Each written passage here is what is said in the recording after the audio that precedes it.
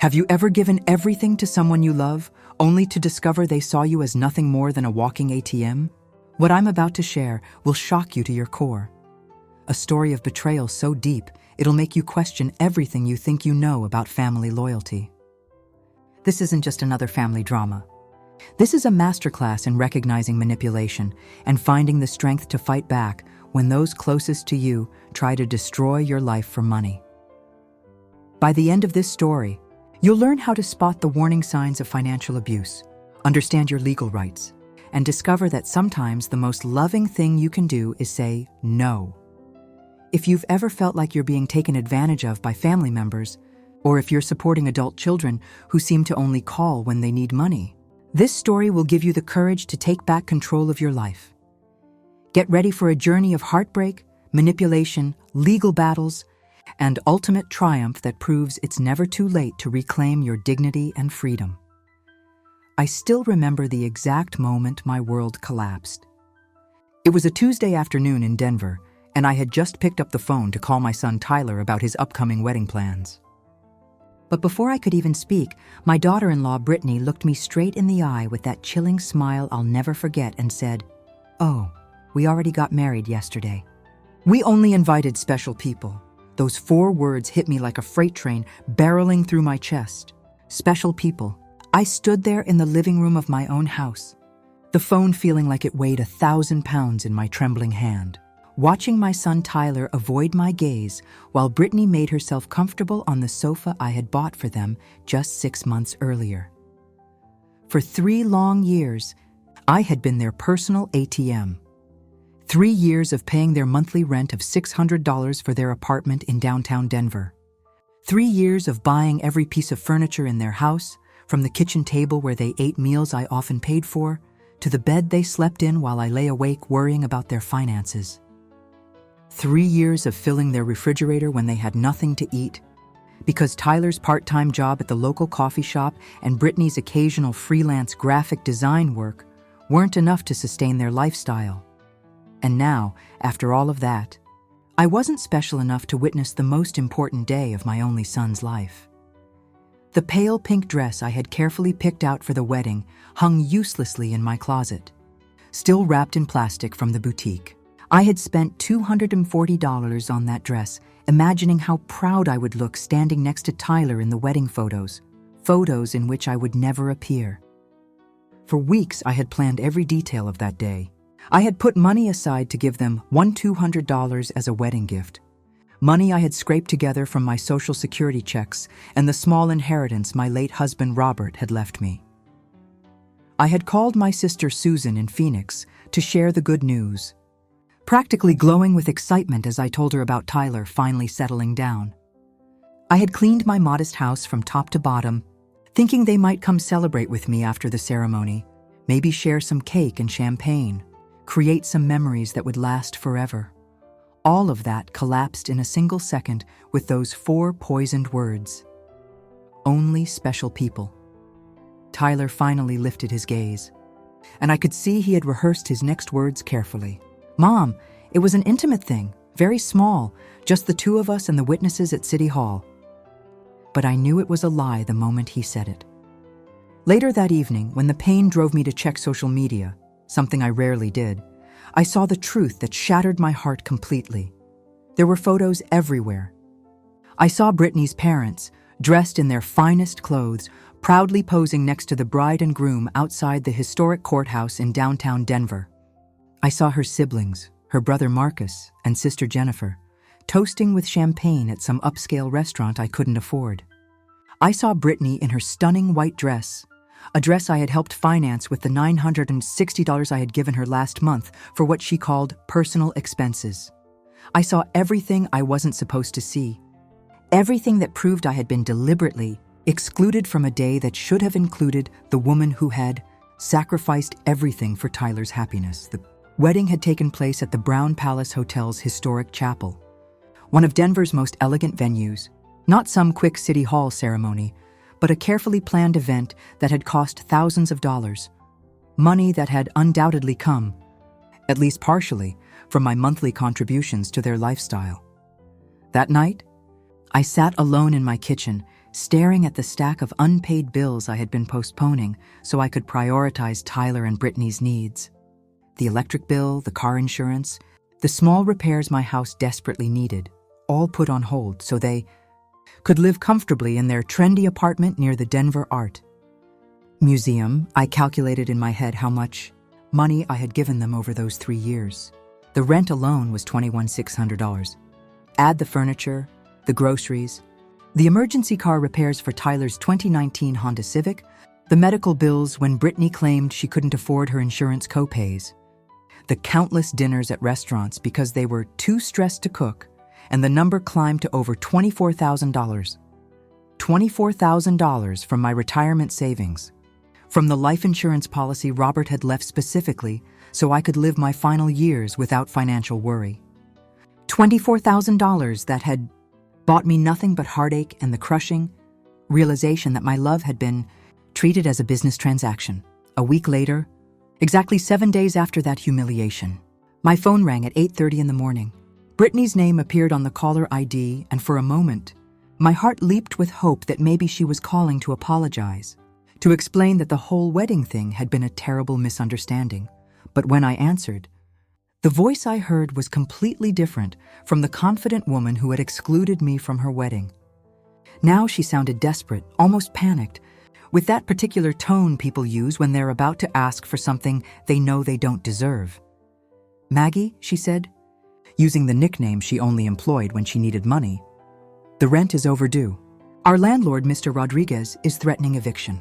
He says if we don't pay by Friday, he's filing the paperwork to kick us out. You forgot to make the transfer to our account." Her voice trembled slightly, as if the world were ending. But I wasn't trembling anymore. For the first time in 3 years, I felt completely calm, completely clear about what was happening. I was silent for a few seconds, remembering all the times I had rushed to First National Bank of Denver to make those transfers. All the times I had canceled my own plans, doctor's appointments, lunch dates with old friends, simple pleasures like going to a movie, to make sure Tyler and Brittany had a roof over their heads. All the times I had eaten canned soup and peanut butter sandwiches so I could give them money for their restaurant dates and weekend getaways. And now, after they had excluded me from the most important moment of their lives, they had the audacity to call me as if nothing had happened, as if I were still their personal bank account. "Brittany," I said with a calm that surprised even me, my voice steady and clear, "didn't I warn you that I only help special people?" The silence on the other end of the line was so deep I could hear my own heartbeat echoing in my ears. For the first time in years, it wasn't me who was trembling with anxiety and fear. It was her. "Maggie, I don't understand," she stammered, and I could picture her face turning pale in their apartment filled with furniture I had purchased. "We were always special to you. You're like a second mom to me."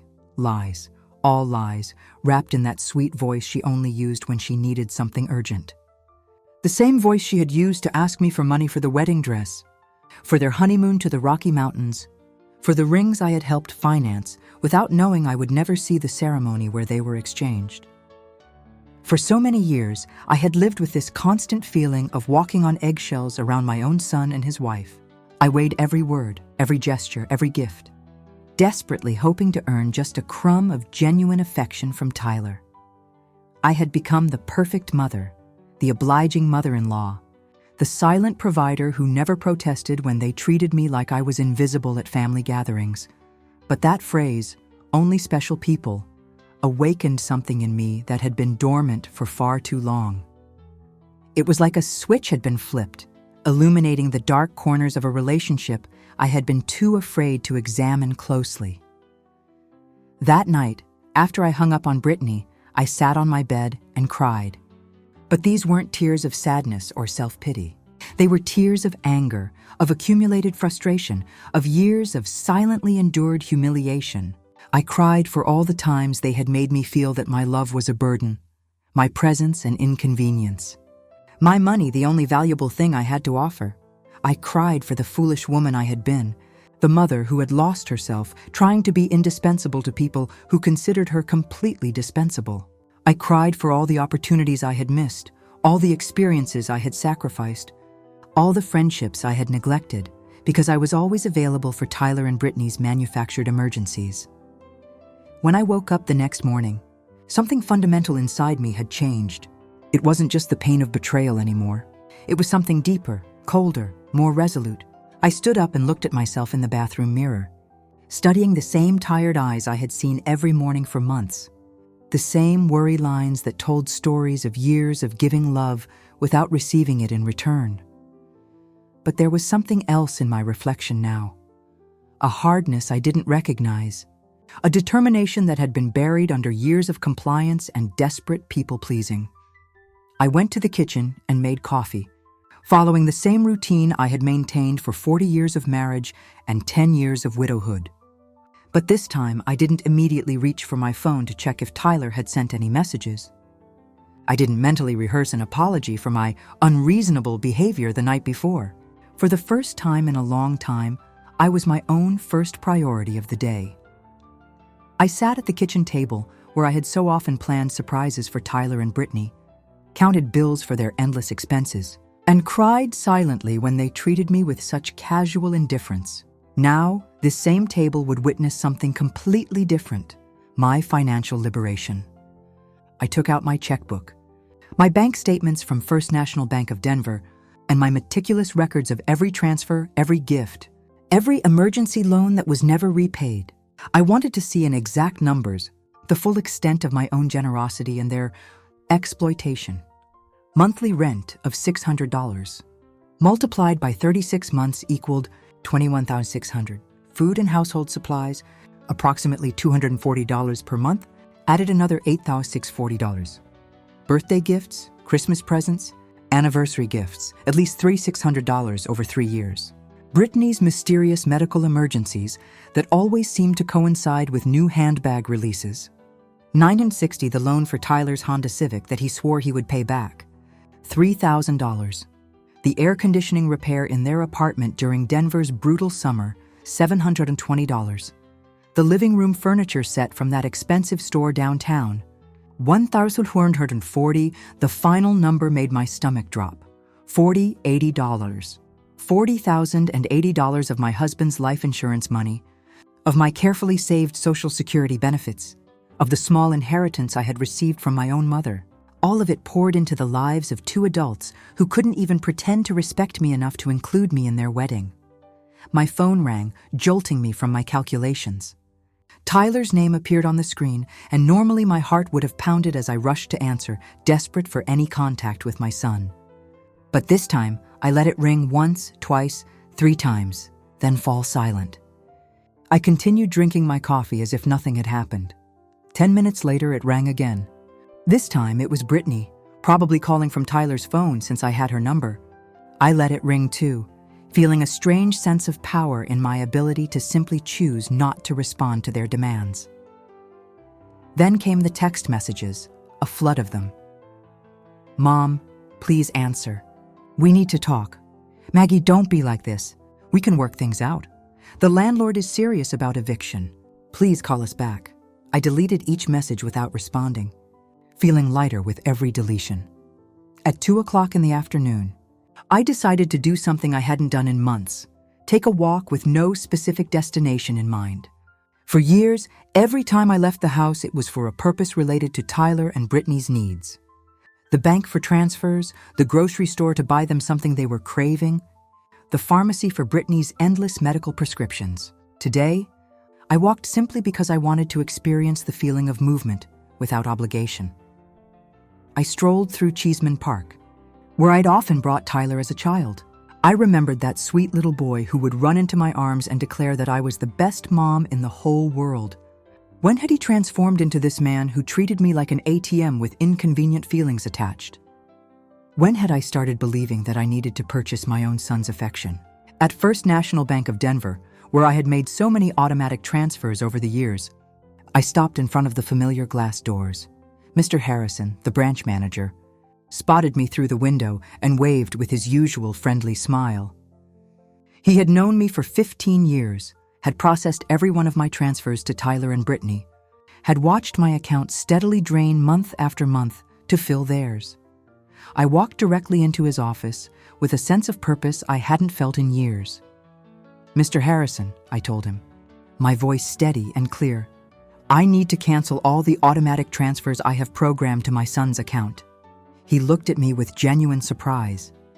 For 3 years, these transfers had been as regular and predictable as sunrise over the Rocky Mountains. Are you sure, Mrs. Thompson? Has something happened? Is there a family emergency? His concern was real and immediate, more genuine than any interest Tyler had shown in my well-being in recent months. What happened, I replied, meeting his eyes directly, is that I finally opened mine. I want to cancel everything, and I also need information about protecting my accounts. I don't want anyone else to have access to my money ever again. While Mr. Harrison processed the cancellations with professional efficiency, my phone didn't stop buzzing with calls and messages. Tyler, Brittany, Tyler again. It was as if they had developed some kind of radar that detected when their source of income was in jeopardy. I turned the phone off completely and felt a rush of freedom I hadn't experienced in years. Mrs. Thompson, Mr. Harrison said as he handed me the paperwork, I hope you don't mind me saying this, but in all these years, I've watched you be incredibly generous with your family. I just want to make sure you're not being pressured to make these changes by anyone. His words touched me deeply. This man, who knew me only through banking transactions, was showing more genuine concern for my well-being than my own son had demonstrated in months. I'm not being pressured. Mr. Harrison, I replied with a smile that felt genuine for the first time in weeks. On the contrary, I finally stopped pressuring myself. When I left the bank that afternoon, I felt strangely weightless, as if I had left an enormous burden in that sterile office with its fluorescent lights and bureaucratic forms. For the first time in 3 years, my money belonged entirely to me. I had no financial obligations to people who saw me as a resource instead of a human being. I drove home through downtown Denver, past the expensive restaurants where Tyler and Brittany often dined on my dime, past the boutique where I had bought countless gifts they barely acknowledged, past the life I had been financing while being systematically excluded from it. As I turned onto my quiet residential street, my heart stopped. There were 3 cars parked in front of my modest house: Tyler's blue Honda Civic, Brittany's white Toyota Camry, and a black Ford Explorer I didn't recognize. Through my living room windows, I could see movement inside my house, shadows of people who had no right to be there. They had keys. I had given them keys because I trusted them, because I believed that one day they would take care of me, just as I had taken care of them. That trust now felt like the most naive mistake of my life. I took several deep breaths before opening my front door, steeling myself for what I knew would be the first real confrontation of my new, liberated existence. The scene that greeted me was something I will never forget as long as I live. Tyler was sitting on my sofa with his head buried in his hands, the picture of manufactured despair. Brittany was pacing back and forth across my living room like a caged animal, her designer heels clicking against the hardwood floors I had recently refinished. And a distinguished-looking older man I had never seen before was rifling through papers on my dining table, my personal documents, my private financial records. What the hell is happening in my house? I asked, my voice coming out louder and more authoritative than I had expected.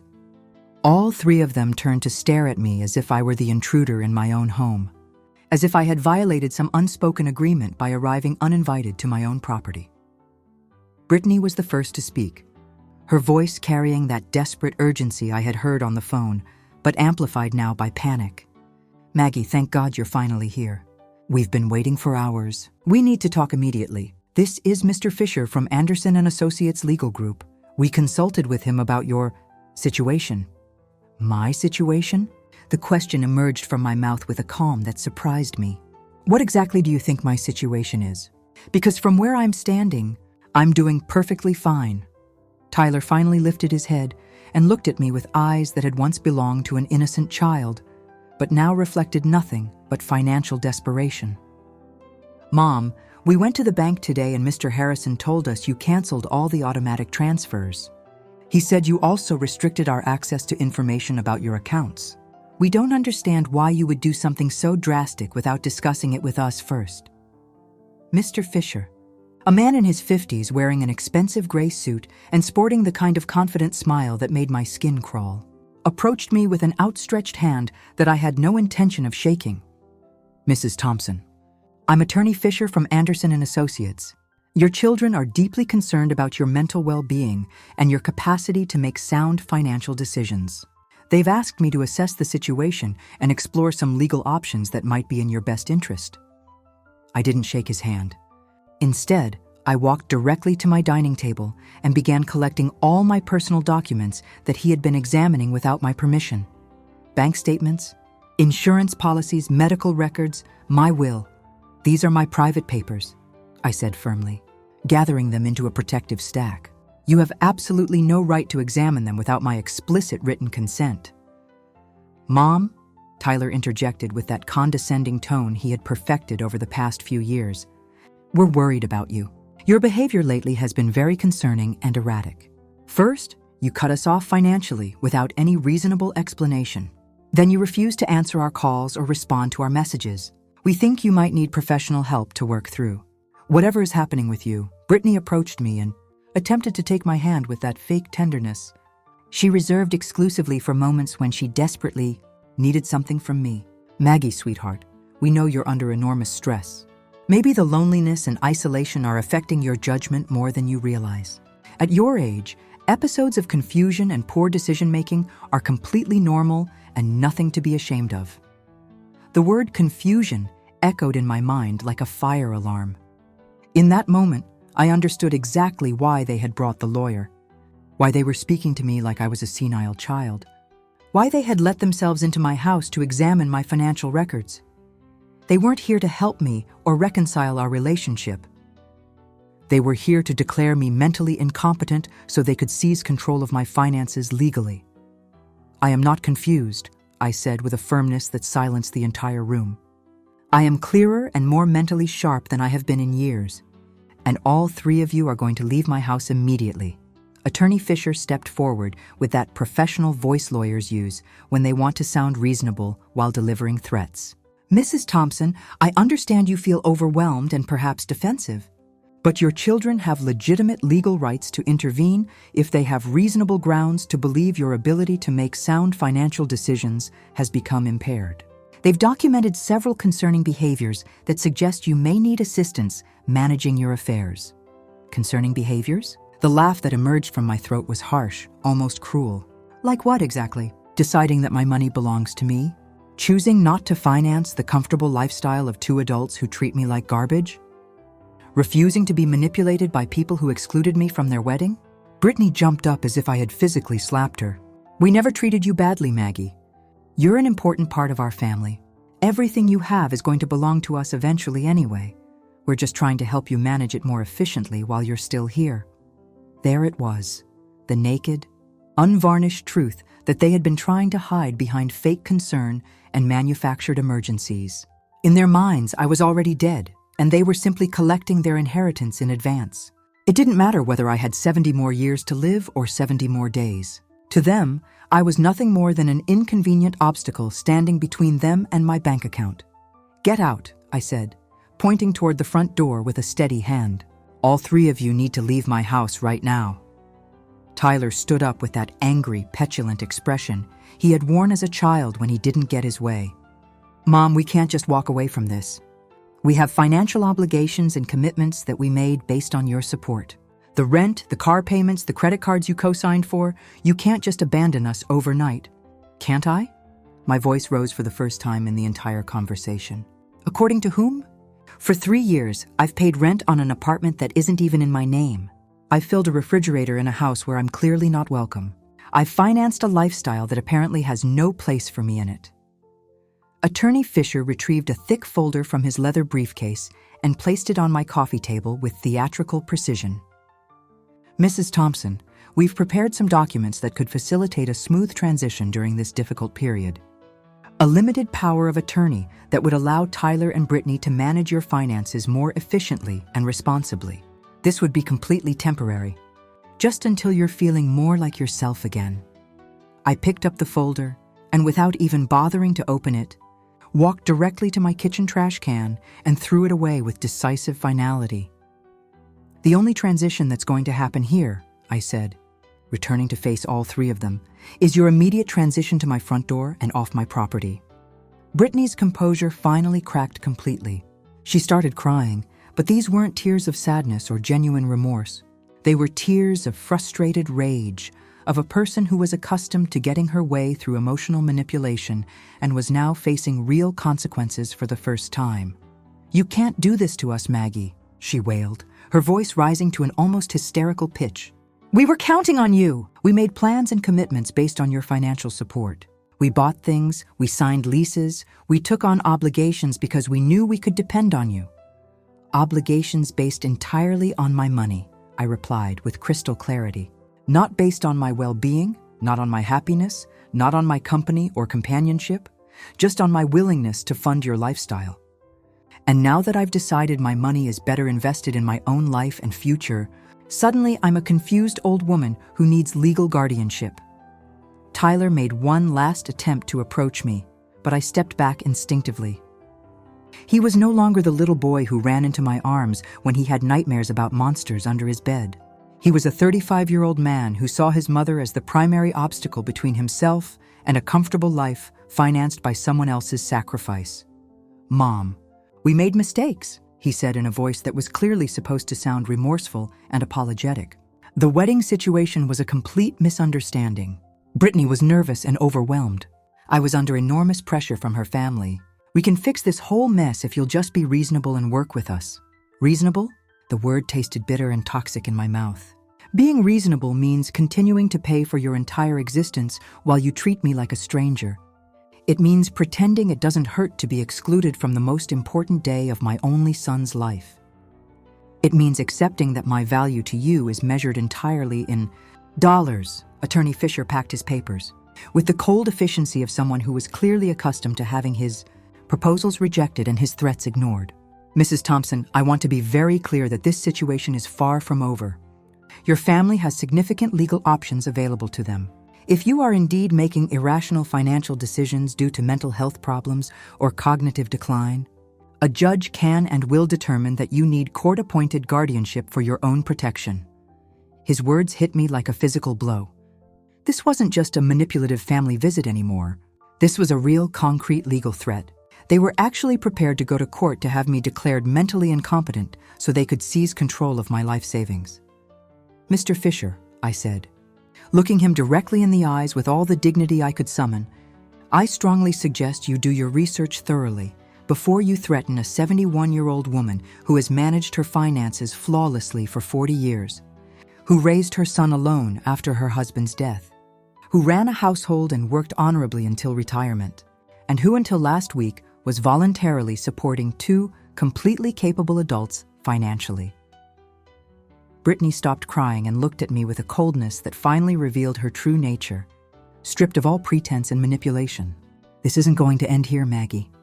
We have rights too, and we have lawyers who specialize in exactly these kinds of situations." "Perfect," I replied with a calm smile. "Hire all the lawyers you want and need. Just make sure you pay them with your own money, because mine is no longer available to finance your legal tantrums or anything else." The three of them walked toward my front door with the wounded dignity of people who simply weren't accustomed to being told no by anyone, especially not by someone they considered financially dependent on their goodwill. Before stepping outside, Tyler turned to face me one final time. "Mom, this is going to end very badly for you. You're going to end up completely alone with no one to take care of you when you really need help and support." "Tyler," I said with deep sadness, but also with crystalline clarity about our relationship, "I'm already alone. The only difference now is that it's entirely by my own choice, not because of your neglect and indifference." As I closed and locked the door behind them, I stood in my living room surrounded by the most beautiful, peaceful silence I had heard in years. It was the silence of freedom, of self-determination, of a life finally reclaimed from people who had been slowly strangling it. That night, I couldn't sleep, but not because of sadness or regret or second-guessing my decisions. I lay awake, buzzing with adrenaline from having finally reclaimed control of my own existence. I spent those wakeful hours planning my next steps like a general preparing for the battle I knew was coming. If Tyler and Brittany wanted to declare war on my independence, I would give them exactly that. But it would be a war fought with intelligence and legal strategy, not with emotion and desperation. At 6 o'clock the next morning, I was already dressed in my best business attire and ready to take action. My first stop was the office of Attorney Davis, a highly respected family law specialist I had met years earlier when I was handling Robert's estate planning. Unlike the sleazy Mr. Fisher whom Tyler and Brittany had hired, Attorney Davis had an impeccable reputation and specialized in protecting elderly clients from exactly this kind of family abuse. "Mrs. Thompson," he said gravely as I explained my situation in detail, "what your children attempted yesterday is unfortunately more common than most people realize. It's called elder financial abuse, and it's a serious federal crime. The fact that they entered your house without permission and examined your private financial documents also constitutes a clear violation of your privacy rights." His words both calmed and terrified me. They calmed me because they confirmed that I wasn't crazy or paranoid.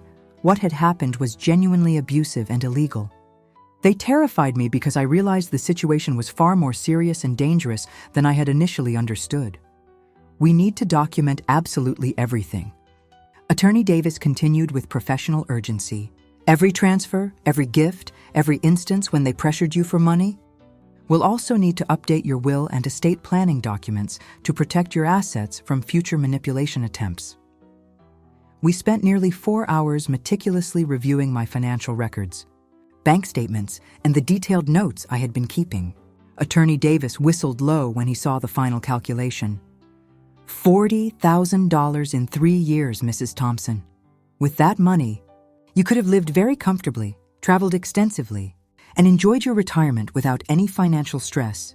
Instead, you completely subsidized the adult lives of 2 people who didn't even respect you enough to include you in their wedding ceremony. When I left Attorney Davis's office that afternoon, I had a comprehensive legal strategy and action plan. First, I would change all the locks on my house and install a complete security system with cameras to protect myself from future surprise visits. Second, I would open new bank accounts at a completely different financial institution where Tyler and Brittany had no contacts or relationships. Third, I would begin documenting every attempt they made to contact or harass me. And fourth, I would start living the life I had been postponing for 3 years while I financed theirs. My next stop was Secure Home Solutions, a local security company that Mike Henderson had recommended. Mike had known me for years because I was constantly buying things to repair or improve Tyler and Brittany's apartment. This time felt completely different. "Mrs. Thompson," Mike said with his usual friendly smile, "what brings you in today? Another emergency project for your son and his wife?" "No, Mike," I replied with satisfaction. "This time it's entirely for my own house and my own peace of mind. I need to change all my locks, and I want them to be the highest quality you have." He looked surprised, but asked no questions. While I was selecting the most secure locks available, Mike's son, Ethan, who specialized in residential security systems, happened to stop by. It felt like Providence intervening at exactly the right moment. "Ethan," I said decisively, "I also need a complete surveillance system installed. Cameras, motion sensors, the works. Price is not a concern." While they prepared everything for installation the following day, I received a call from an unknown number. It was Brittany, obviously calling from someone else's phone since I had blocked her number after our confrontation. "Maggie, please don't hang up," she said in that artificially sweet voice. "We need to have a civilized conversation like adults. I understand you're upset about the wedding situation, and Tyler and I have talked extensively about it. We genuinely want to make things right with you." "Go ahead and talk," I said dryly, curious to see how creative her manipulation would be this time. "Listen, we realize the wedding thing was a terrible mistake that hurt your feelings. Tyler and I want to have a special celebration dinner to honor our marriage and include you this time. We could do it at your house, cook together like we used to in the old days when our relationship was so close." The manipulation in her words was so transparent and obvious that I almost laughed out loud. "Brittany, exactly how much rent money do you owe right now?" The long silence on the other end confirmed that I had hit the target perfectly. "Well, it's actually 2 months now," she finally admitted. "$200 total. But Maggie, I'm not calling just because of money.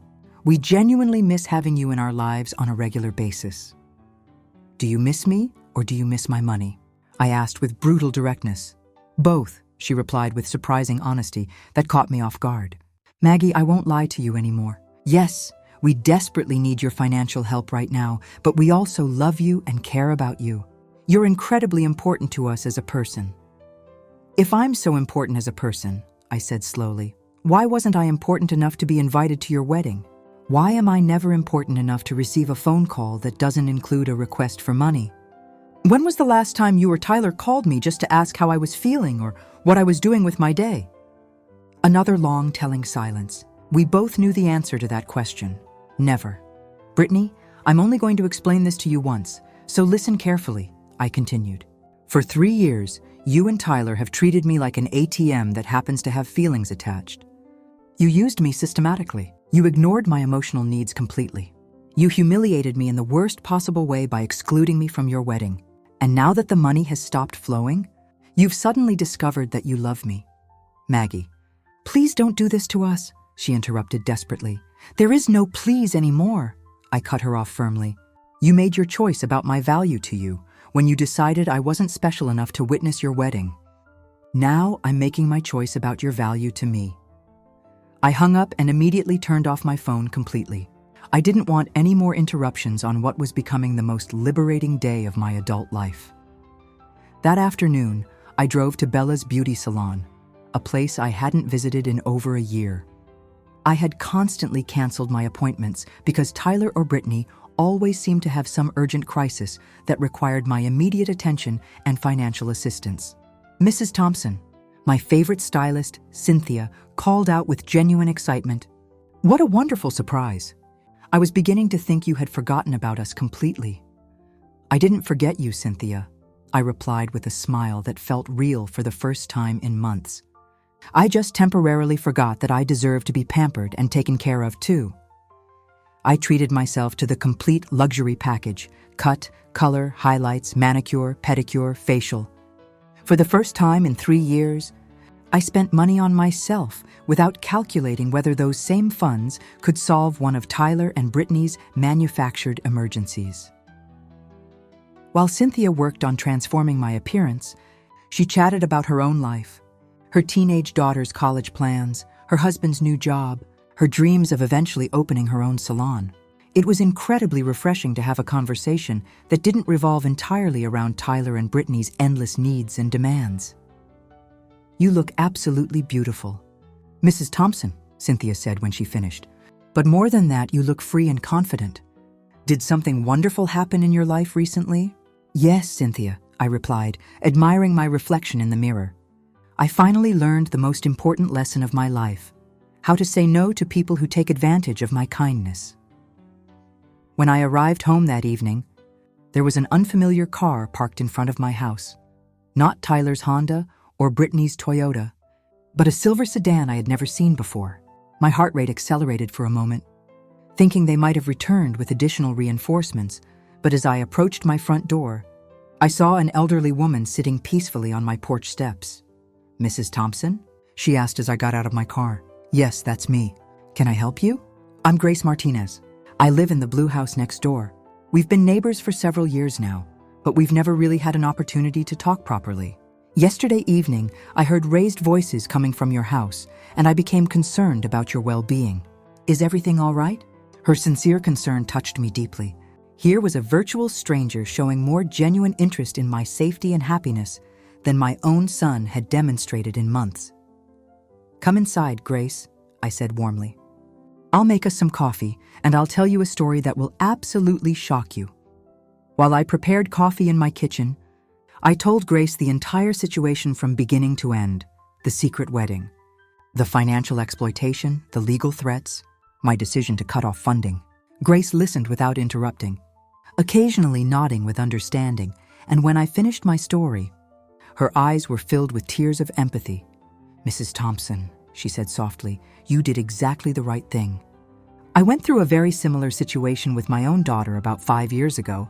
I also believed it was my maternal duty to finance her adult lifestyle.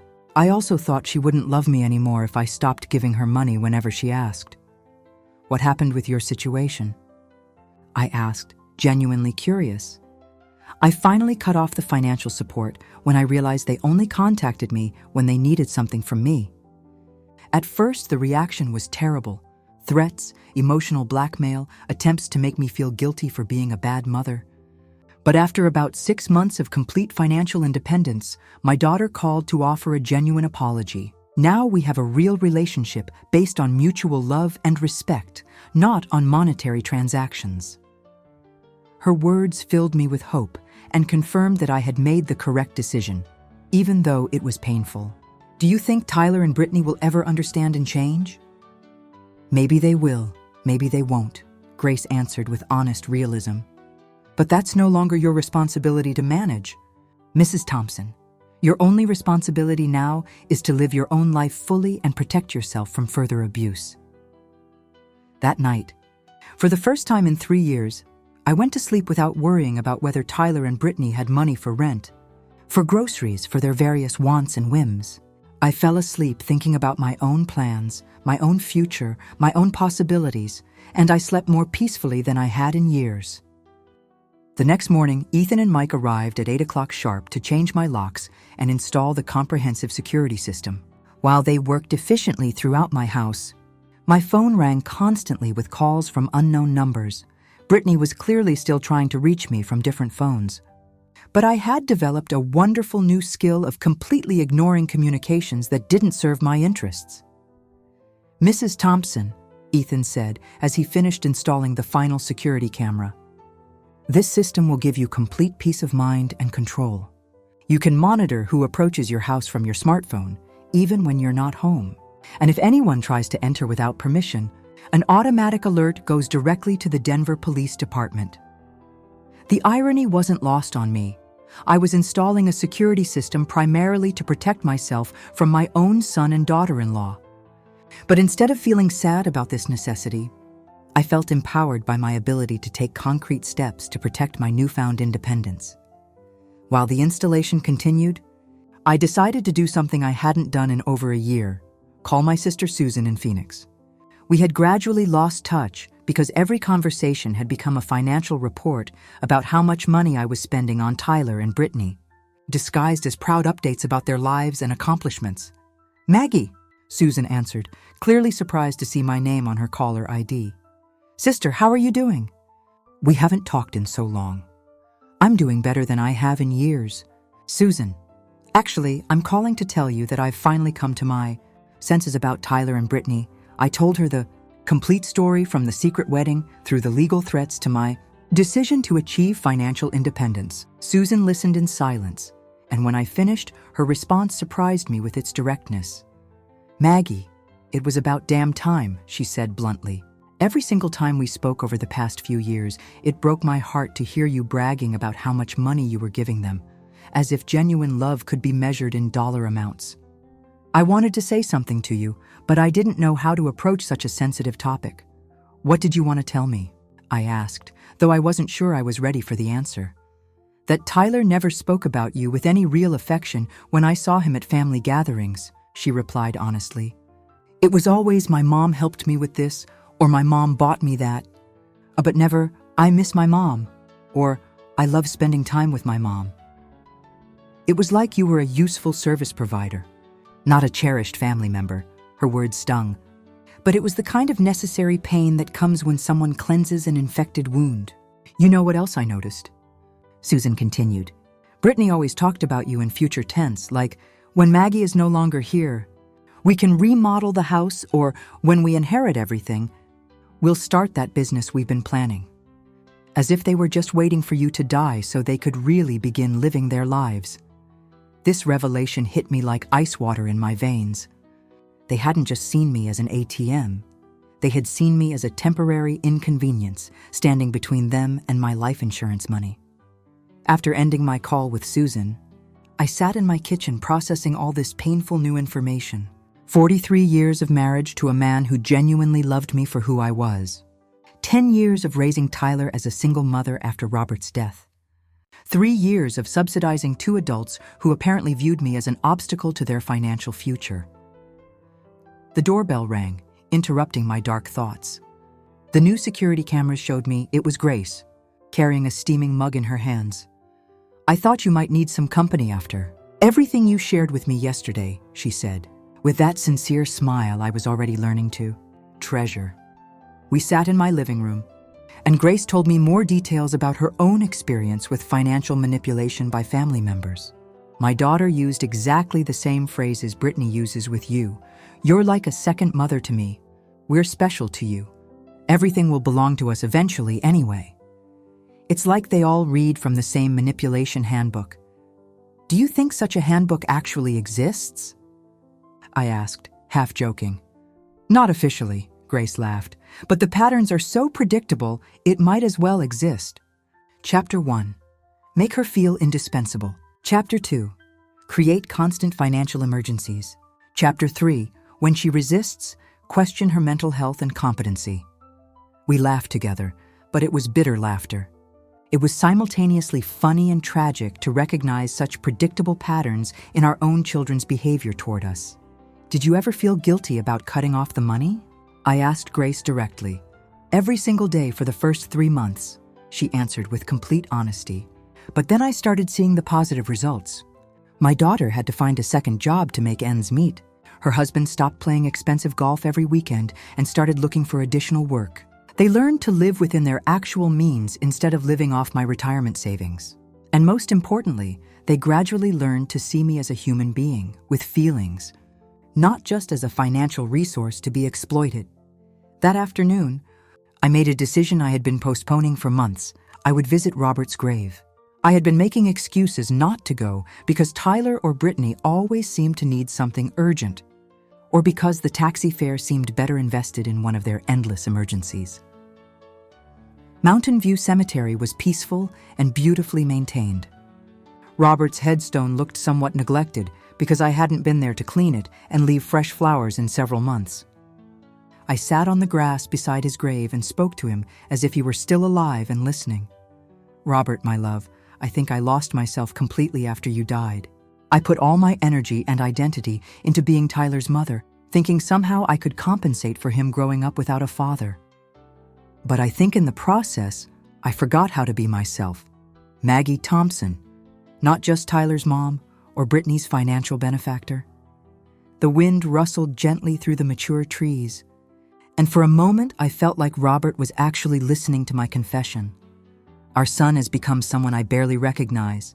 Or maybe he was always like this and I was too blind to see it clearly.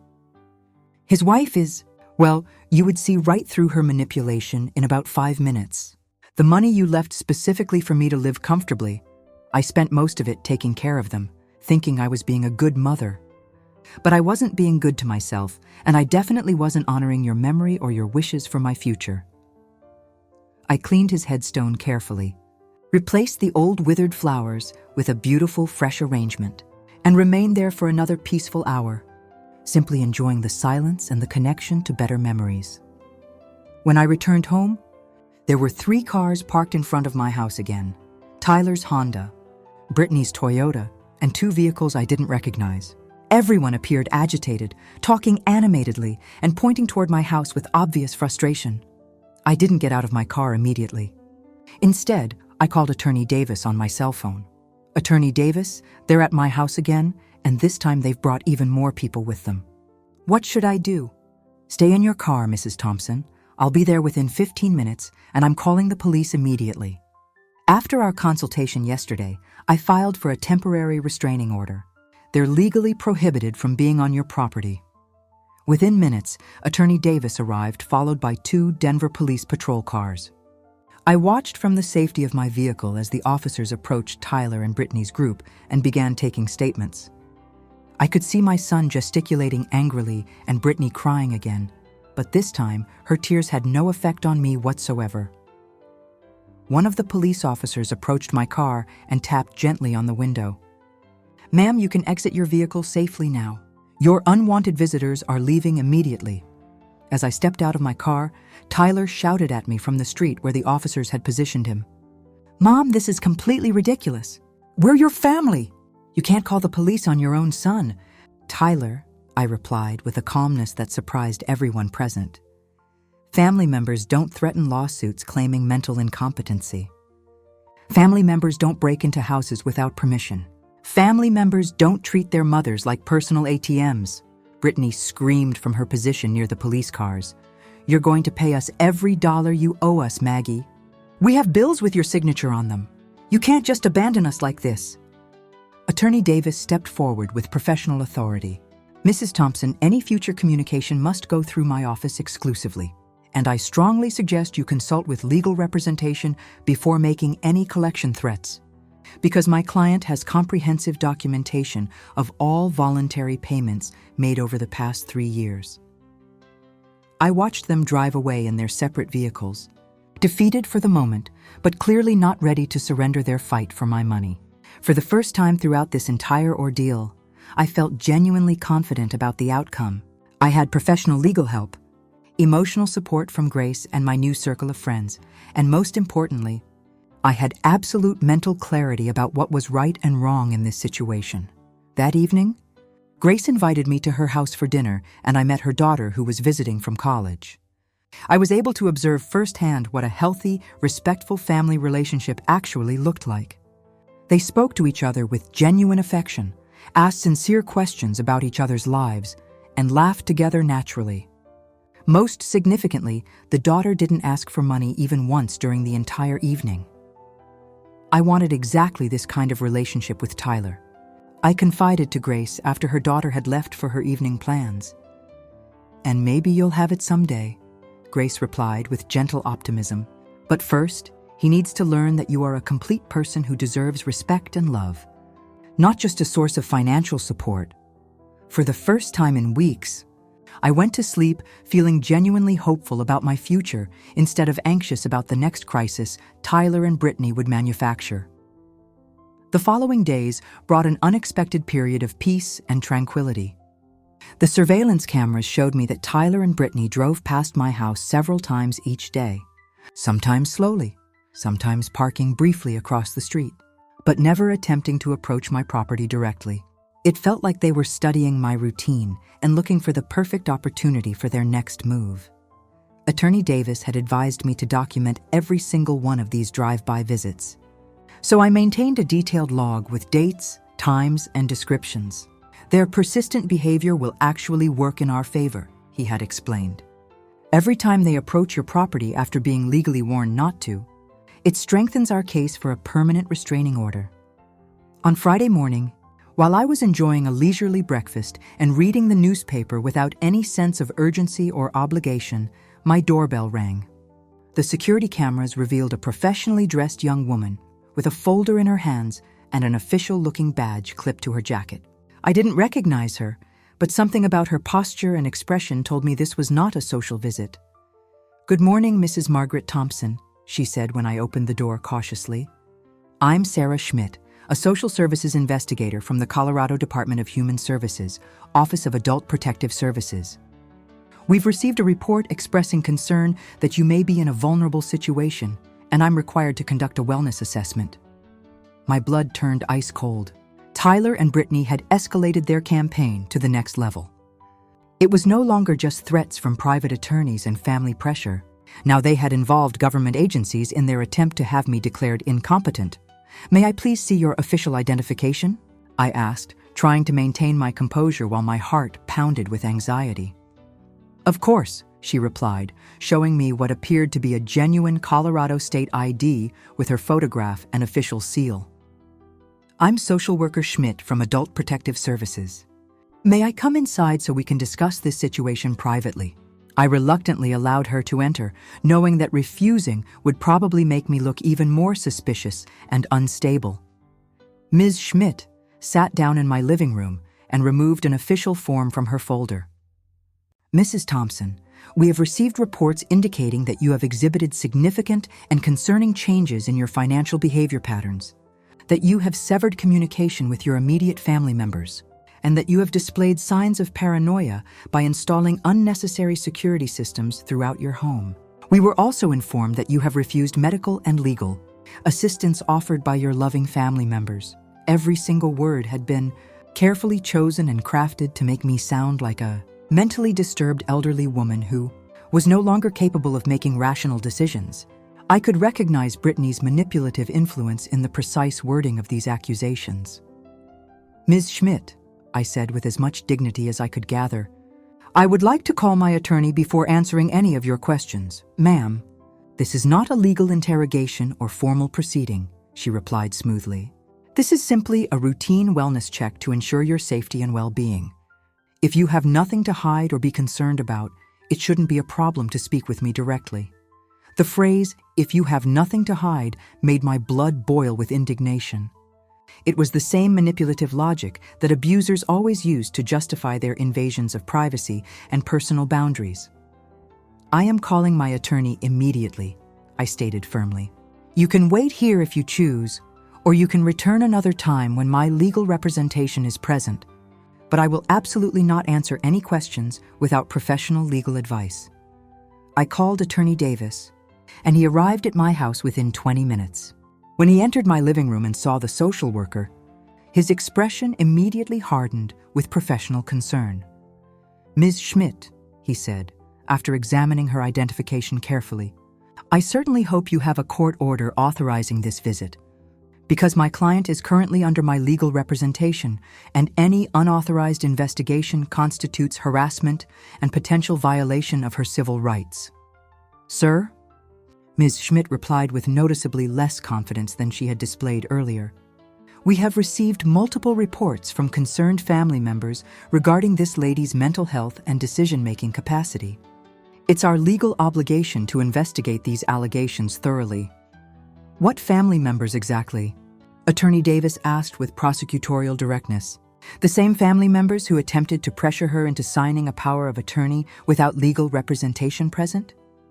The same family members who illegally entered her home without permission and examined her private financial documents? The same family members who systematically excluded her from important family events while simultaneously living off her financial generosity?" Attorney Davis retrieved a thick folder from his briefcase and placed it deliberately on my coffee table. "Here I have complete documentation of systematic financial and emotional abuse perpetrated against my client. $40,080 extracted from her retirement accounts over 3 years. Documented patterns of social exclusion, emotional manipulation, and financial exploitation. If anyone requires investigation in this situation, Ms. Schmidt, it is definitely not my client." Ms. Schmidt reviewed the documents with growing discomfort and obvious confusion. It was clear that the information she had been given by Tyler and Brittany did not match the documented reality she was now seeing. "Mrs. Thompson," she said finally, "can you explain to me why you made the decision to stop providing financial support to your son and daughter-in-law so abruptly?" "Because I finally understood that they were systematically using and exploiting me," I replied with simple honesty. "Because I realized that to them, I wasn't a beloved mother and mother-in-law. I was just a convenient bank account with feelings attached. Because I became exhausted from financing the comfortable lifestyle of people who saw me as nothing more than an obstacle to their financial goals. But don't you feel it's your parental responsibility to help and support your adult children when they need assistance?" Her question ignited a fire of indignation within me. "Ms. Schmidt, my responsibility as a mother was to raise Tyler until he reached adulthood, to provide him with education and values, and to give him the tools necessary to become an independent, self-sufficient adult. Tyler is 35 years old, married, and perfectly capable of supporting himself and his wife. Financing their adult lifestyle is not my responsibility. It was my choice, and I have chosen to stop making that choice." Attorney Davis interjected with legal precision. "Ms. Schmidt, would you consider it normal or healthy for a 35-year-old man to be incapable of paying his own basic living expenses without financial assistance from his 71-year-old mother?" Ms. Schmidt didn't respond immediately.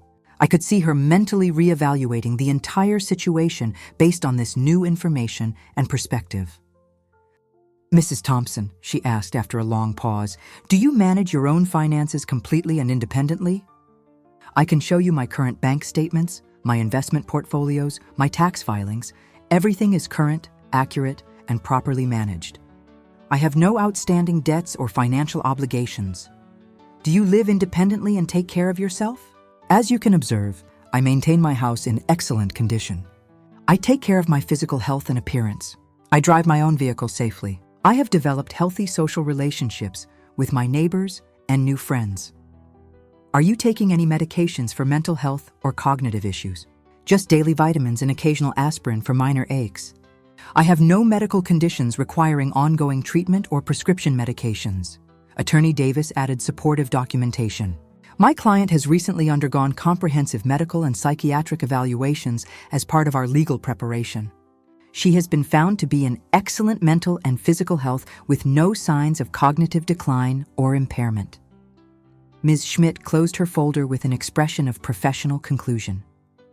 Mrs. Thompson, based on this conversation and the extensive documentation I've reviewed here today, I see no evidence whatsoever that you are at risk or in need of any government intervention. I will be closing this case immediately and noting that the initial reports appear to have been motivated by financial interests rather than genuine concern for your welfare. After she left my house, Attorney Davis and I sat in silence for several minutes, processing what had just occurred. "Maggie," he said finally, using my first name for the first time. "This situation is going to continue escalating because Tyler and Brittany are spending money they don't have on legal fees and professional consultations, all in a desperate attempt to have you declared incompetent so they can access your savings." "Does that mean they're becoming desperate?" I asked. "It means exactly that. What other legal options do they still have? They could file a formal lawsuit for mental incompetency in family court. It's expensive and statistically difficult to win, especially with our evidence. But if they can find a sympathetic judge and a psychiatrist willing to testify that you're impaired, they could potentially get a court-appointed guardian assigned to manage your affairs." The thought absolutely terrified me. The possibility that they could legally seize control of my money, my house, my entire life. But we have solid, comprehensive evidence that you are completely mentally competent and that their motivations are driven entirely by greed rather than genuine concern for your well-being, Attorney Davis assured me. That afternoon, I called Susan again to update her on this latest development. "Sister," she said after hearing the complete story, "do you realize how far they're willing to go to get access to your bank account? They're risking permanent damage to family relationships, spending money they don't have on lawyers and government interventions, destroying their own reputations, all for the chance to control your money." Her observation made me think deeply about the situation. Tyler and Brittany had completely revealed their true nature and priorities. There was no possibility of reconciliation after this level of betrayal and manipulation. There was no going back to any kind of normal family relationship. To them, I had never been a cherished mother and respected mother-in-law. I had always been nothing more than money with legs attached to it. This realization, although painful, was also incredibly liberating. I no longer needed to wonder whether I was making the right decisions. I no longer needed to feel guilty about protecting myself from their exploitation. They had demonstrated clearly and repeatedly that my emotional well-being, my physical safety, and my human dignity were all less important to them than gaining access to my savings account.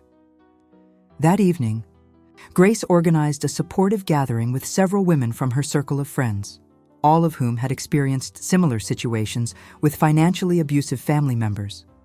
We spent the evening sharing our stories, our strategies for self-protection, and our experiences of reclaiming our independence. Maria had been forced to set firm boundaries with a brother who constantly demanded money for his business ventures that never succeeded. Carmen had ended her relationship with an adult daughter who only visited when she needed financial help. Patricia had been compelled to change her will after discovering that her grandchildren were already planning how to spend their inheritance. What hurts me the most, I confess to this group of understanding women, is not the money I gave them over the years, but the realization that I never actually had the love I thought I was receiving. "Maggie," Patricia said with the wisdom that comes from 80 years of life experience, "genuine love can never be purchased or sold. If you had to pay for it with money, it was never real love in the first place." Her words were like healing medicine for my wounded heart. She was absolutely right. I had been buying attention and temporary affection, not earning genuine love and respect. You know what I've discovered through this whole painful experience? I said to my new circle of supportive friends. Being lonely while surrounded by people who don't actually love you is much worse than being alone by your own choice. At least when I'm alone now, I'm in excellent company, my own.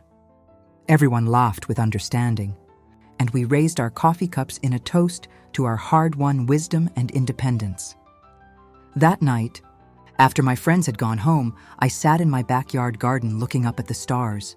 They seemed to shine brighter than ever, or perhaps I was seeing them with clearer, more appreciative eyes. For the first time in my adult life, I was completely financially independent. I had no obligations, no dependencies, no financial commitments to anyone except myself. And instead of feeling frightened by this total freedom, I felt exhilarated by the possibilities it represented. I could travel anywhere I wanted to go. I could renovate my house exactly the way I had always dreamed. I could buy myself beautiful clothes and jewelry without feeling guilty. I could donate generously to charities that were important to me. I could invest in my own future and create the retirement lifestyle I had always wanted instead of financing the present comfort of ungrateful people. Freedom tasted like pure hope and unlimited potential. And for the first time in 3 years, I was excited to plan my own future instead of worrying about someone else's manufactured crises. A month after the social services visit, I thought the worst of the battle was finally over. I had settled into a wonderful new routine of complete independence. I woke up peacefully, read the newspaper with my coffee, tended to my garden, had lunch with Grace or one of my other new friends, and spent my afternoons pursuing activities I had abandoned years ago when I became Tyler and Brittany's personal financier. I had returned to painting, something I had been passionate about before I convinced myself that art supplies were an unnecessary expense that could be better invested in Tyler and Brittany's endless needs. Now I had a beautiful easel set up in my sunroom, and I spent hours creating watercolor landscapes that brought me genuine joy. But on a Thursday morning, while I was painting a scene of the Rocky Mountains, Attorney Davis arrived at my house with an expression so grim it made my blood run cold with dread. "Maggie, we need to have a serious conversation immediately," he said, as I invited him into my living room. "Tyler and Brittany have filed a formal lawsuit in Denver Family Court requesting that you be declared mentally incompetent and that Tyler be appointed as your legal guardian." The words hit me like physical blows to my chest. I knew this was a possibility we had discussed, but hearing it confirmed made it terrifyingly real and immediate. Does this mean they can actually gain control of my money and my life? I asked, my voice barely above a whisper. If a family court judge determines that you are unable to manage your personal and financial affairs competently, yes, he could grant Tyler complete legal guardianship, which would give him total control over your finances, your medical decisions, and even where you're allowed to live. I sat down heavily on my sofa, feeling the crushing weight of the deepest betrayal I had ever experienced. My own son was trying to have me legally declared incompetent so he could steal my life savings and control my existence. Attorney Davis, what kind of evidence could they possibly have to support such an outrageous claim? You've seen for yourself that I'm completely mentally competent. They have submitted sworn statements from 3 supposed witnesses who claim you have exhibited erratic and irrational behavior. They've also provided alleged medical bills that you supposedly failed to pay, and prescription medications that you supposedly hoarded without taking properly. Additionally, they have a statement from Dr. Lehman claiming that your refusal to cooperate with a psychiatric evaluation is evidence of mental decline and impaired judgment. But that's completely fabricated, I exclaimed. I don't have any unpaid medical bills or hoarded medications. And my refusal to undergo an unnecessary psychiatric examination was a rational decision to protect myself from their manipulation. I know, Maggie, but they have created convincing-looking documentation to support their false claims. They've turned your healthy instinct for self-protection into supposed proof that you need their protection. The level of manipulation and deception was absolutely diabolical. They had twisted every aspect of my reasonable behavior into evidence supporting their narrative of mental incompetence. Who are the 3 witnesses they're using against me? Attorney Davis consulted his legal documents. Brittany, obviously. A neighbor named Mr. Davis and someone claiming to be your pharmacist. Mr. Green from Corner Pharmacy. Mr. Davis was the unpleasant man who lived across the street, someone who had always resented me because my visitors occasionally parked in front of his house. Mr. Green was indeed my regular pharmacist, but I couldn't understand what complaints he could possibly have about my medication purchases.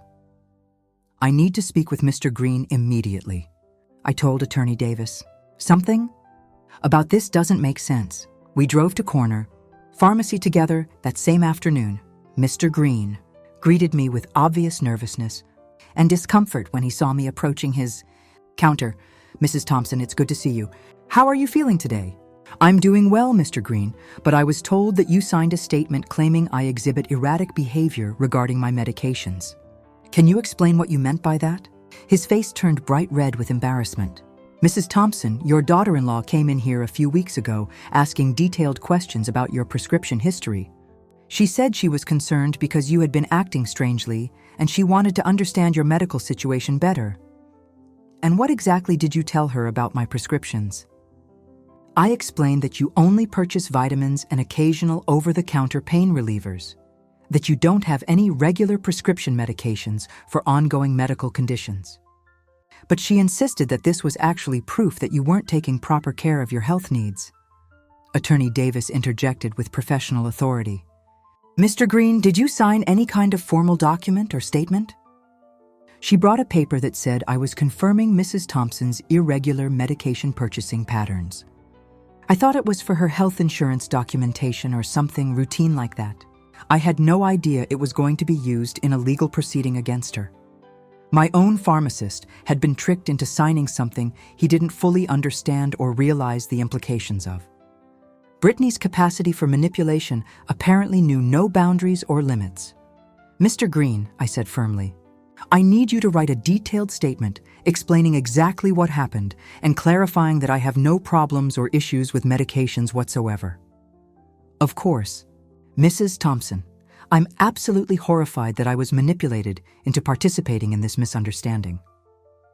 After leaving the pharmacy, we drove directly to confront Mr. Davis at his house. When we knocked on his door, he received us with obvious hostility and suspicion. What do you people want? He demanded rudely. Mr. Davis, Attorney Davis replied professionally, I understand you signed a statement regarding my client's behavior. Can you be specific about exactly what concerning behaviors you claim to have observed? You're damn right I did, he replied with obvious satisfaction. That woman has been acting completely crazy for weeks now, installing security cameras like she's living in a war zone, having strangers visiting her house at all hours, screaming at her own family members right there in the street. I realized that Mr. Davis had taken every aspect of my self-protection completely out of context. The security cameras had been installed for protection from Tyler and Brittany's invasions. The strangers were my new supportive friends. The screaming was me defending my own property from their unauthorized entries. Mr. Davis, I said calmly, do you know why I installed those security cameras? No, and frankly, I don't care about your paranoid reasons. To protect myself from my son and daughter-in-law, who broke into my house without permission and threatened me with legal action. That's exactly what a crazy person would say, he replied with cruel dismissiveness. There was absolutely no reasoning with this man. His statement was based entirely on superficial observations that had been maliciously interpreted without any understanding of the actual circumstances. That evening, Attorney Davis and I developed our comprehensive defense strategy. Maggie, we need our own independent psychiatric evaluation from a respected expert. I have a colleague, Dr. Rebecca Collins, who specializes in assessing mental capacity in elderly clients. She can provide official confirmation that you are completely mentally competent. What if Tyler and Brittany have somehow influenced the judge already? What if none of our evidence matters because they've already decided to declare me incompetent? Maggie, the legal system isn't perfect, but it's not completely corrupt either. We have solid documentation of your mental competence and clear evidence of their financial motivations. We're going to fight this with everything we have. The next day, I went to my appointment with Dr. Rebecca Collins. She was a woman in her 50s with kind but perceptive eyes and a manner that immediately put me at ease. Mrs. Thompson, I'm going to conduct a series of questions and cognitive tests to assess your mental capacity thoroughly. Please take your time with each answer and respond as honestly as possible. For 2 intensive hours, she asked me detailed questions about my memory, my reasoning abilities, my financial understanding, my emotional health, and my decision-making processes. She also administered cognitive tests and asked me to solve various mathematical and logical problems. Mrs. Thompson, she said when the evaluation was complete, your test results are significantly above average for someone of your age. You are not only mentally competent, but your cognitive function is excellent and shows no signs of decline or impairment whatsoever. Dr. Collins, why do you think my family is pursuing this legal action against me? Based on everything you've told me and the extensive documentation I've reviewed, this appears to be a textbook case of elder financial exploitation. Unfortunately, it's far more common than most people realize, and family members are often the primary perpetrators. I left the consultation feeling professionally validated, but also profoundly sad. The expert confirmation of my mental health was reassuring, but it also confirmed that this lawsuit was real and necessary to defend against. That afternoon, Grace organized an emergency meeting with all our friends from her support network. When I explained the incompetency lawsuit to them, everyone was outraged and immediately offered their support. Maggie, Maria said with fierce determination, "We will all testify on your behalf in court.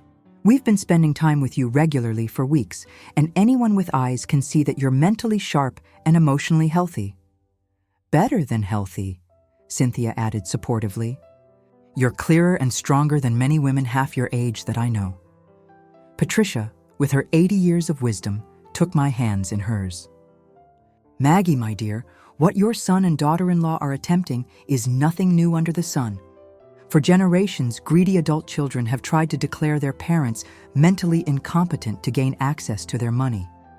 But you have something many victims didn't have: comprehensive documentation, professional legal representation, and friends who can testify about your actual condition."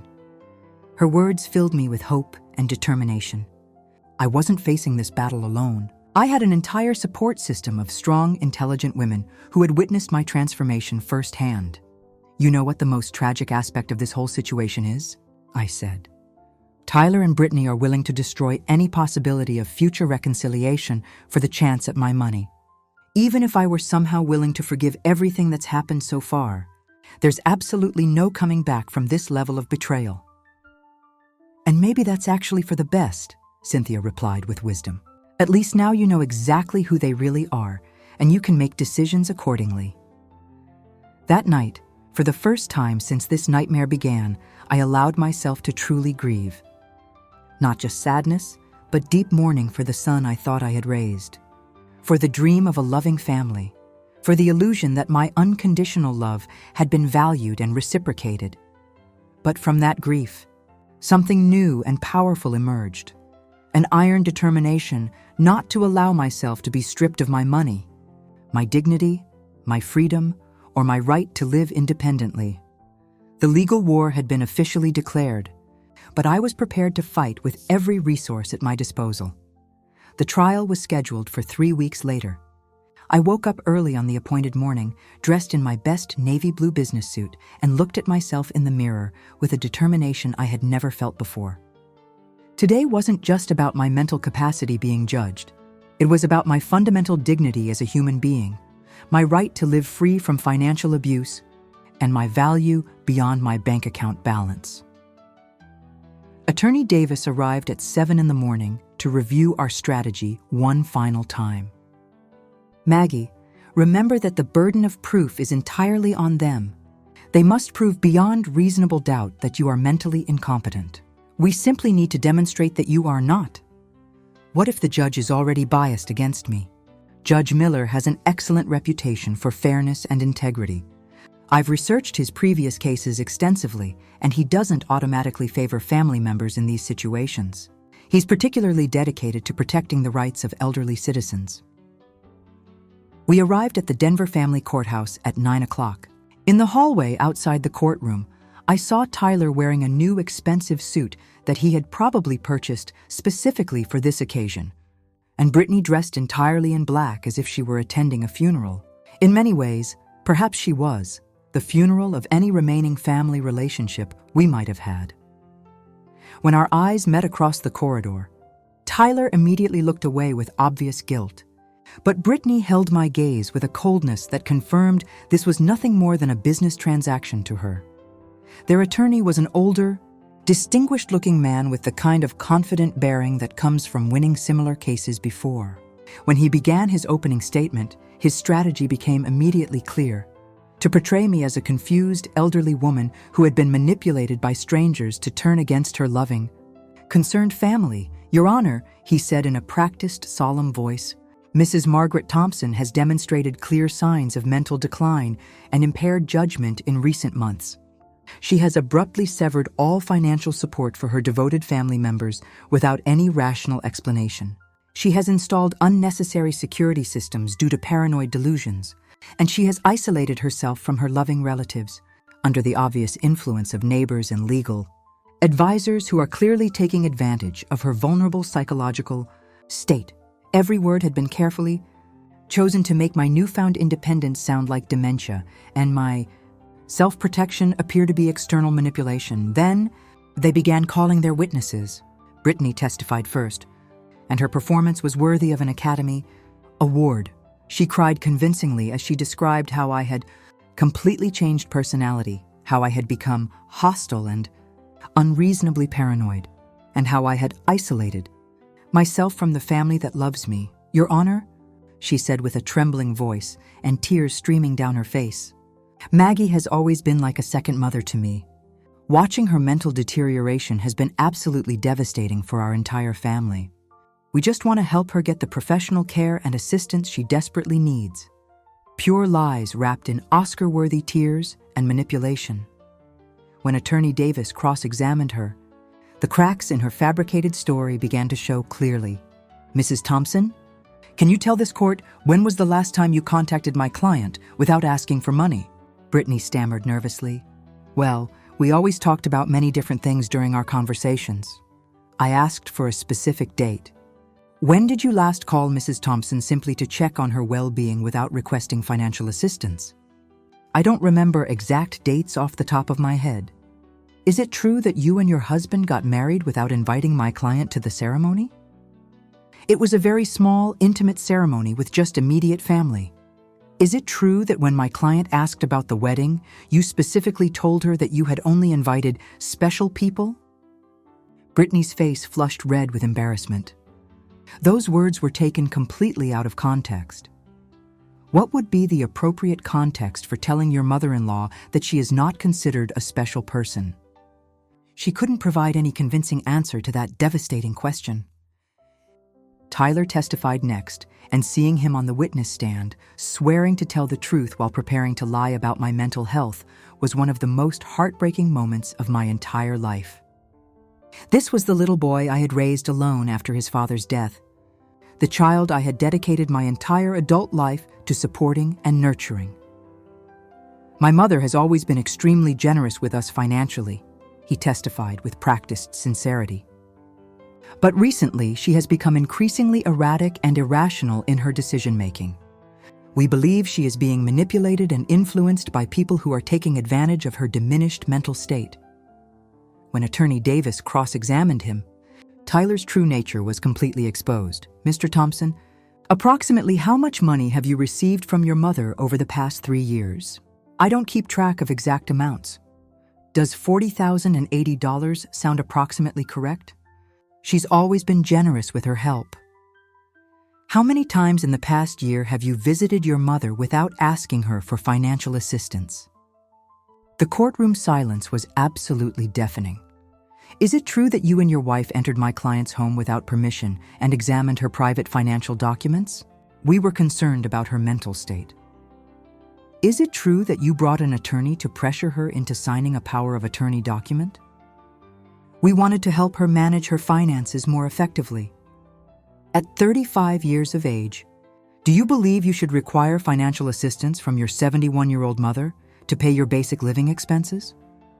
Tyler couldn't answer that question with any dignity whatsoever. Mr. Davis, the hostile neighbor, testified about my supposed erratic behaviors. But when Attorney Davis pressed him for specific details, he was forced to admit that he had never spoken to me directly and that all his information was based on superficial observations and assumptions. Dr. Lehman testified that my refusal to undergo his psychiatric evaluation was evidence of mental decline.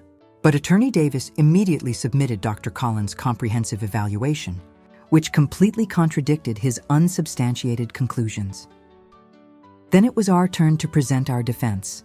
Attorney Davis called Mr. Green, my pharmacist, who explained in detail how he had been deceived into signing a misleading statement about my medication purchases. Dr. Collins testified extensively about my excellent mental condition and presented the results of comprehensive cognitive tests that I had passed with flying colors. Mike Henderson from Secure Home Solutions testified about my mental competence and explained that my decision to upgrade my home security was completely rational and had been processed properly through normal business channels. Grace and my friends from the support group all testified about my clarity of thought, my emotional stability, and my ability to maintain healthy, respectful relationships. Finally, it was my turn to testify on my own behalf. I stood up with all the dignity I could summon and walked to the witness stand, feeling the weight of 71 years of life experience, of wisdom gained through pain and betrayal, of strength discovered through adversity. Attorney Davis guided me through my testimony, allowing me to tell my complete story. The $40,000 spent over 3 years, the humiliation of being excluded from Tyler's wedding, the constant emotional manipulation and financial exploitation, the violation of my privacy and personal boundaries, the legal threats and intimidation tactics. Mrs. Thompson, Attorney Davis finally asked, "Why did you decide to stop providing financial support to your son and daughter-in-law?" "Because I finally understood that what I was receiving from them was not love," I replied in a clear, strong voice that carried throughout the courtroom.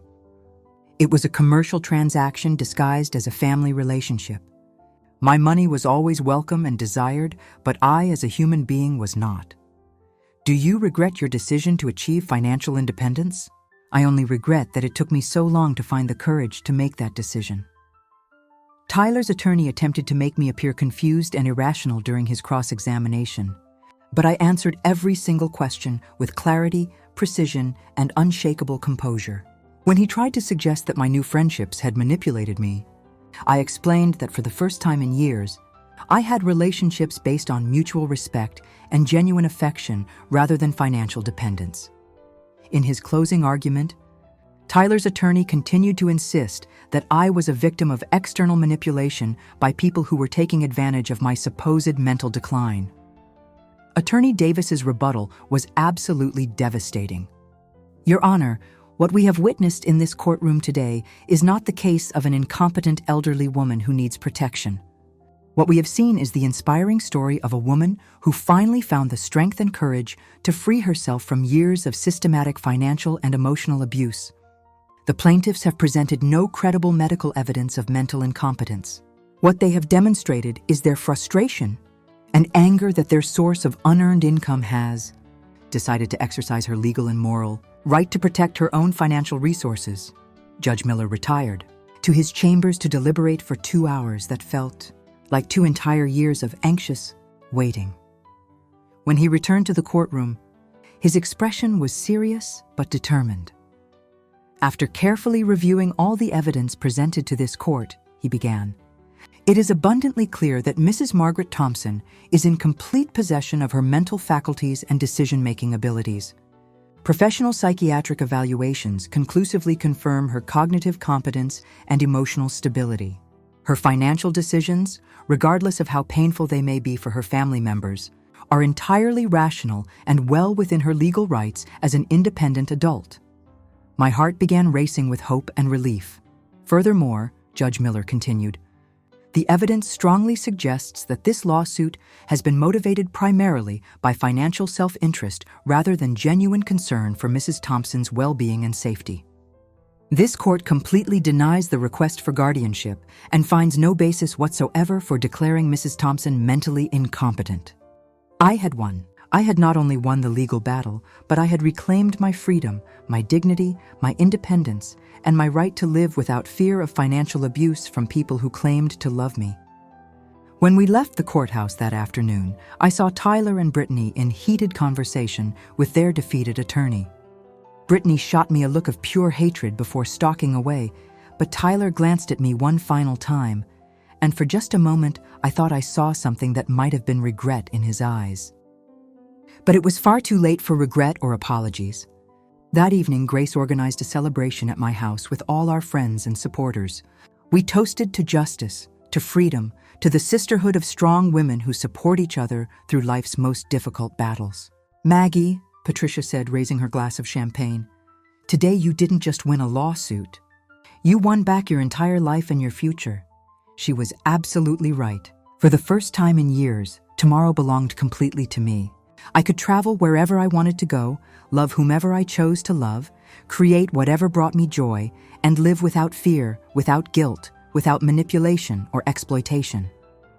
3 months after the trial, I made the decision to sell my house and move to a beautiful condominium near downtown Denver with a view of the mountains. I donated half of my remaining money to organizations that protect elderly citizens from family abuse and financial exploitation. With the other half, I began living the life I had always dreamed of, but never allowed myself to pursue. I traveled to Europe, taking art classes in Tuscany and exploring museums in Paris. I joined volunteer organizations that helped other seniors who were facing similar situations. I reconnected with old friends I had neglected during my years of servitude to Tyler and Brittany's financial demands. I never heard from Tyler and Brittany again directly. Through mutual acquaintances, I learned that they had been forced to move to a much smaller apartment and that Brittany had found full-time employment for the first time in years. Perhaps the experience of genuine financial adversity would teach them lessons that my generosity never could. The value of honest work, the importance of independence, and the difference between earned comfort and unearned privilege. Some nights when I sit on my new balcony, looking out at the Rocky Mountains and the twinkling lights of Denver, I think about the woman I was just a year ago, fearful, manipulated, desperately trying to buy love with money. That woman is gone forever, and I don't miss her. In her place stands someone who has learned life's most important truth. Genuine love never has a price tag attached to it, and personal freedom is never too expensive to purchase. My name is Margaret Thompson. I am 72 years old, and I have finally learned that the most important person I need to love, respect, and protect is myself. Remember to subscribe to our channel, hit that like button if this story resonated with you, and share it with anyone who might need to hear this message. Your support helps us continue bringing you these powerful true stories of courage and transformation. What would you have done in Margaret's situation? Share your thoughts in the comments below. I read every single one and love hearing your perspectives. Until next time, remember that it's never too late to reclaim your dignity and live the life you deserve.